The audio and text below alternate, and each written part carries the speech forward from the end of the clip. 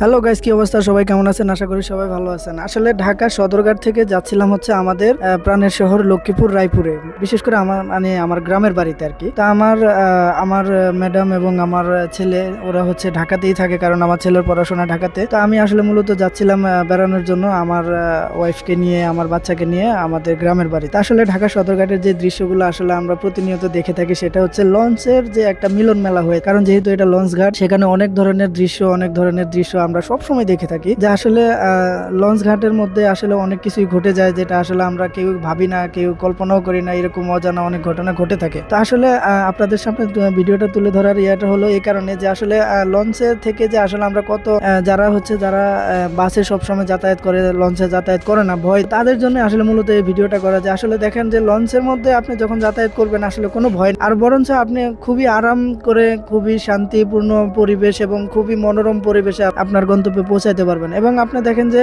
যখন আপনি দেখবেন লঞ্চে করে আপনি আপনার গ্রামের উদ্দেশ্যে যাবেন, তখন বিশেষ করে আপনার যে বাসের মধ্যে যে একটা ঝাঁকুনি, বাসের মধ্যে যে একটা দুর্গন্ধ বা বাসের মধ্যে যে একটা ক্লান্তি বোধ হয়, সেটা আপনি লঞ্চের মধ্যে করতে পারবেন হবেন। আপনি হাঁটতে পারবেন লঞ্চের মধ্যে, আপনি ঘুরতে পারবেন লঞ্চের মধ্যে, আপনি দেখা গেছে এই দিকে এখানে গিয়ে বসতে পারবেন, ওখানে গিয়ে বসতে পারবেন। হ্যাঁ, দোকান থাকে, আপনি কিছু কেনাকাটা করে খাইতে পারবেন। মানে আপনার যে মন মতো আপনি যে একটা ঘোরাফেরার মধ্যে দিয়ে আপনার ভ্রমণটা আপনি কমপ্লিট করতে পারবেন। তো আমরা তো যেহেতু ঈদের সময় আমরা যেহেতু গ্রামের বাড়ি যাচ্ছিলাম, তো যে লঞ্চগুলা চাঁদপুর থেকে ঢাকা আসতেছে, ওই লঞ্চগুলো সম্পূর্ণ খালি, অর্থাৎ ঈদের সময় লঞ্চে কোনো যাত্রী থাকে না ঢাকার, কারণ ঢাকা থেকে সবাই বাড়ির উদ্দেশ্যে যায়, সেই জন্য ঢাকার লঞ্চগুলা অনেক ভিড়। তো এই যে আমাদের পাশে যে আরেকটা ঢাকা কালীগঞ্জ ইলিশা থেকে একটা লঞ্চ আমাদের সাথেই আমাদেরকে ওভারটেক করে যাচ্ছে, তো সেটাই আমি আমার ছেলে সহ দেখতেছিলাম। যে আসলে আমার ছেলে খুবই উপভোগ করে লঞ্চে, যখন সে ভ্রমণ করে সে তখন খুবই উৎসাহিত থাকে, তার অনেক ভালো লাগে। সে আমাকে সবসময় বলে, বাবা আমরা লঞ্চে যাব, চলো আমরা লঞ্চে যাব, ঘুরতে ঘুরতে যাবো। আসলে নদীর পানি দেখতে ওর ভালো লাগে,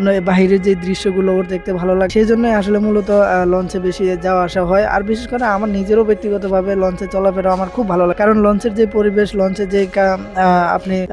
যে পরিবেশ, এই লঞ্চের মধ্যে আপনি ঘুরে ফিরে হাঁটা চলা করে এবং আপনার কোনো ক্লান্তি বোধ হবে না। আপনি যদি কেবিন নেন, কেবিন নিতে পারবেন, নয়তো আপনি সিঙ্গেল সিট নিতে পারবেন। আপনি ঘুরে ফিরে পরে নিচে ছাদে ঘুরে ফিরে আপনার সম্পূর্ণ দৃশ্যগুলো দেখতে দেখতে আপনি আপনার গন্তব্যে পৌঁছায় যেতে পারবেন। ভালো থাকবেন সবাই, ইনশাল্লাহ। আল্লাহ হাফেজ, দেখা হবে অন্য এক ভিডিওতে।